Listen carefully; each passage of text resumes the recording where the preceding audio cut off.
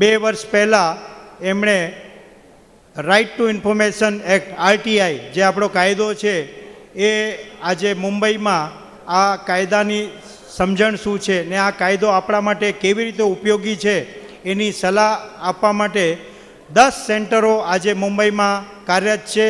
125 જણા એમાં સેવા આપી રહ્યા છે અને સેવા આપવામાં ચાર્ટર્ડ એકાઉન્ટન્ટ્સ, એન્જિનિયર્સ, ડૉક્ટર્સ જે આપણા વિદ્યાર્થીઓ છે તેઓ આપણે જ્યારે સન્ડે રવિવારે આનંદ આપણા જિંદગીનો આનંદ લેતા હોય કે ત્યારે રવિવારે મેં એમને કામ કરતા જોયા છે અને એ લોકો સમાજની સેવા કરી રહ્યા છે.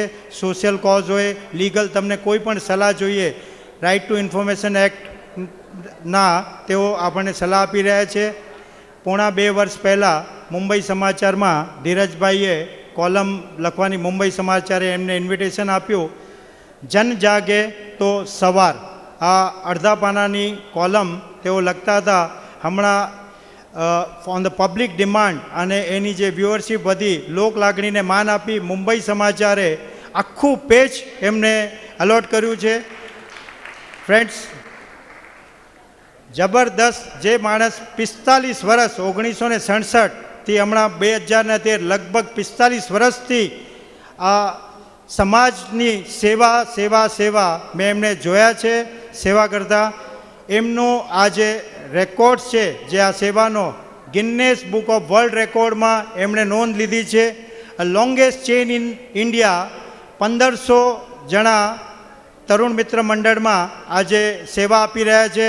વન્સ અગેન જોરદાર આપણે એમના માટે I request everybody standing ovation આપણે એમને આપીએ ફોર ધીરજભાઈ. અને ધીરજભાઈને વિનંતી કરું છું આપ મંચ પર આવો. અમે આપના અને સાથે હેમાબેનને પણ આ જે સિદ્ધિ છે એમાં હેમાબેન પણ 50%. હેમાબેન આપનો પણ આમાં હક છે. હેમાબેન પણ હા કચ્છ કોર્પોરેટ ફોરમના ફાઉન્ડર મેમ્બર હેમાબેન પણ આજે ધીરજભાઈ આટલા 45 વર્ષથી સેવા. મિત્રો વિચાર કરો કે હેમાબેન એ પણ પોતાનો કેટલો કિંમતી સમય આમાં આપ્યો છે. એટલે આ જે પણ સિદ્ધિઓ મેં ગણાવી એમાં 50% હેમાબેન પણ. હેમાબેનના સાથ વગર આ પોસિબલ નથી. હેમાબેનનો પણ એ જ નેચર છે. આજે પણ રિટાયરમેન્ટ પછી તેઓ આરામ ન કરતા હિરજી ભોજરાજ એન્ડ સન્સ જે આપણે માટુંગા બોર્ડિંગ આપણી સંસ્થા છે સમાજની, ત્યાં એઝ એ ડાયરેક્ટર તરીકે સેવા આપે છે. ખૂબ જ સારી સેવા આપી રહ્યા છે અને જોરદાર. મિત્રો, આમનું મયુર સત્રાબેન, ઓરિજિનલી અમારા માટે સત્રાબેન, હેમાબેન રામબિયા પહેલાં અમારા માટે સત્રાબેન. હું પણ એમના હાથ નીચે ભણ્યો છું અને હું બધા વિદ્યાર્થીઓ, અમારી ઈચ્છા છે શરદ, મયુર, હિતેશ, કોકિલા, અમે એમનું સન્માન કરીશું અને એમના જીવનમાંથી પ્રેરણા લઈશું. આવો મિત્રો અને બધા જ જોડાઓ. નીતિન, ઓકે, મયુર આવો. નહીં, આપણે બધા. સુનિલ, તું પણ જા અને બધા જ એમનું સન્માન કરે. અને આ સતરાબેન અમને બાયોલોજી શીખવાડતા હતા અને હસતા હસતા કહું છું અમને માર બી પડ્યો છે. મેં નામ ઓછા લીધા છે, but I mean to say all the friends please join for ધીરજભાઈને આપણે સન્માન કરીશું સાથે મળીને.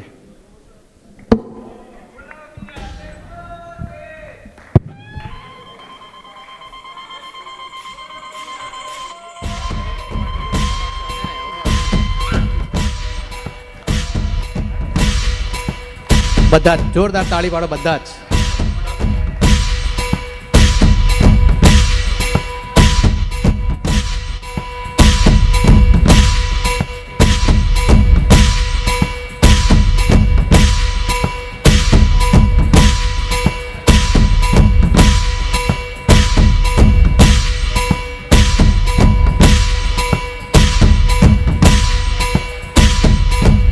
ચાલો હવે બધા પોતપોતાનું સ્થાન લઈ લેશો, બેસી જશો આપની જગા ઉપર.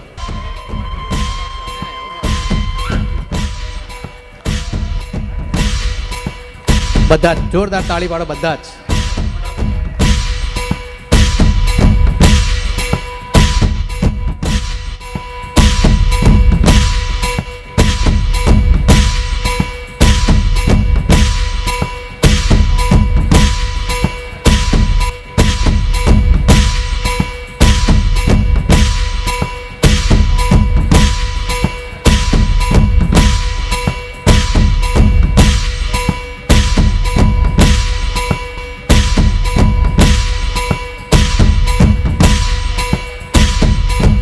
ચાલો હવે બધા પોતપોતાનું સ્થાન લઈ લેશો. આપણા પૂજ્ય ગુરુજનોમાંથી હું વિનંતી કરીશ કે જેમણે પણ આશીર્વચન આપવા હોય તેઓ અત્યારે આપી શકે છે. સમયની મર્યાદાને ધ્યાન રાખીને છતાં પણ જે પણ શિક્ષકોને અમને બધાને આશીર્વચન આપવાના હોય તેઓ આપી શકે છે. પ્લીઝ. प्रतिज्ञा ओ उसको आप सुनिए. 4 लाइन है, ज़्यादा नहीं है, 2 मिनट भी नहीं लगेगा. राग इतनी अच्छी है, मैंने खुद की राग निर्माण की है. ये संसार जो है अनजान नगर जैसा है. इसमें जो लोग आते जाते हैं सब मुसाफिर की तरह आते जाते हैं. कुछ लोग इतने निराश हो जाते हैं, लेकिन कुछ लोग निराश नहीं होते, हिमालय पहाड़ तक पहुंच जाते हैं. यहाँ तक कि वो भगवान को भी पा लेते हैं. वही ये 4th क्लास की हिंदी मीडियम की कविता की 4-5 पंक्तियाँ आपको दोहरा हूँ. अनजान ये नगर है, अनजान ये डगर है, न चढ़ाव का पता है, न ढलाव की खबर है. सब कह रहे मुसाफिर चलना संभल संभल के, लंबा बहुत सफर है, छोटी बहुत उम्र है. मैं क्यों डरूं डराऊं, पथ खुद न क्यों बनाऊं.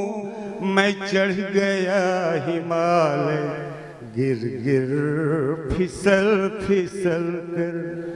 इस द्वार क्यों न जाऊं, उस द्वार क्यों न जाऊं.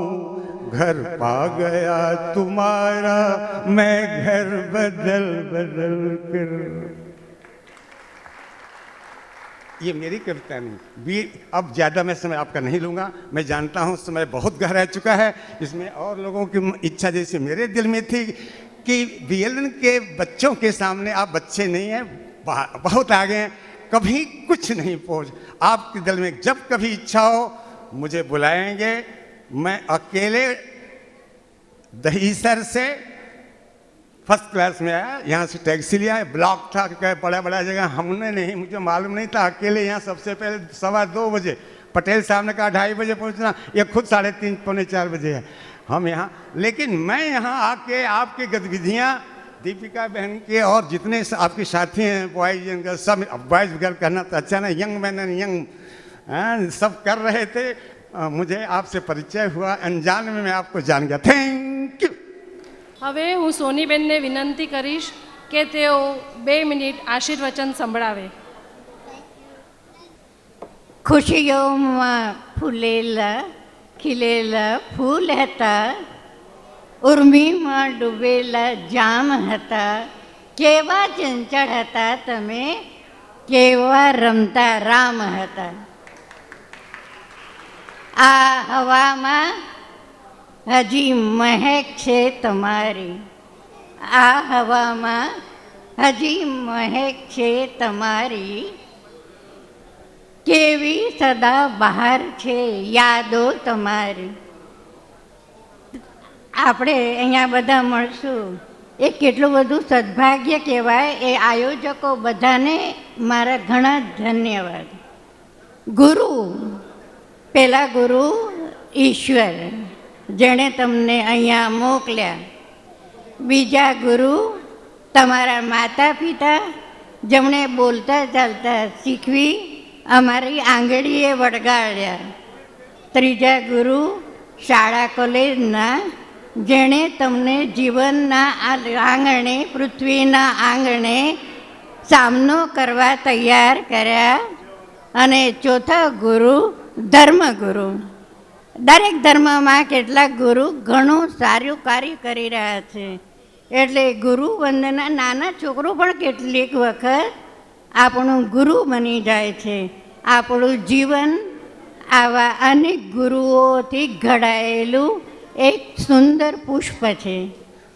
તમે આ જે રીતે કાર્ય કર્યું, તમે આ ભારતીય પ્રણાલીના પ્રતિનિધિ છો અને ભારત માતાની શાન છો. તમે અમારા આશીર્વચનના હકદાર છો. તમે અમારા આશીર્વચન એ છે કે તમે સર્વ માનવ સેવા, રાષ્ટ્ર સેવા, તમારી ભાષાની સેવા, સ્વયં ધર્મ સેવા એ બધું જાળવી જીવનને આગળ વહેતું કરશો તો ખરેખર ખૂબ ખૂબ પાંગરશો. એવા શુભાશીર્વાદ છે અમને અમારા, તમને અમારા, અને ભારતનું નામ રોશન કરો સદા એવી ઈચ્છા છે અમારી. જય હિન્દ. પરમ પૂજ્ય વેલજી બાપા, પધારેલા મારા શિક્ષક ભાઈ બહેનો, વાલા વિદ્યાર્થીઓ અને અન્યગણ, 81 વર્ષમાં પ્રવેશ કરતી વખતે મને એમ થયું કે તબિયત બરાબર ન હોવાના લીધે આજે આવું નહીં, પરંતુ તમારો પ્રેમ મને અહીંયા ખેંચી લાવ્યો છે અને એમ પ્રેમના લીધે મારે ફક્ત 2 કે 3 મિનિટ તમને કહેવી છે. વેલજી બાપા માટે વાત કરી, તમને ખબર છે કે નહીં મને જાણતો નથી. ગાંધીજીના સહવાસમાં જ્યારે વેલજી બાપા આવ્યા ત્યારે સૌ પ્રથમ વેલજી બાપાએ બ્લેન્ક ચેક, તમારે જે રકમ લખવી હોય તે રકમ લખો એવો ચેક મહાત્મા ગાંધીજીને આપેલો. એ વેલજી બાપાએ સૌ પ્રથમ હંસાબેનના મામા મિસ્ટર શાહ કરીને હતા, એમણે મારો ઇન્ટરવ્યૂ એમના ઘરે માટુંગામાં લીધો અને મારો ઇન્ટરવ્યૂ અહીંયા સ્કૂલમાં લેવામાં કહ્યું. 3 વખત ઇન્ટરવ્યૂ લેવામાં આવ્યું અને પછી મારી નિમણૂક થઈ. નિમણૂક થઈ ગયા પછી ધીમે ધીમે આગળ વધતો ગયો. મારા કરતાં વધારે ક્વોલિફાઈડ અહીંયા શિક્ષકો હતા, પરંતુ રમતગમતનો શોખ, એનર્જી અને કામ કરવાની શક્તિ, નિયમિતતા, એના લીધે હું આગળ વધતો ગયો અને મારા વિદ્યાર્થીઓનો પ્રેમ અને મારા જે શિક્ષકો એમણે જે મને મદદ કરી અને સહકાર આપ્યો એ જિંદગીમાં હું કોઈ દિવસ ભૂલીશ નહીં.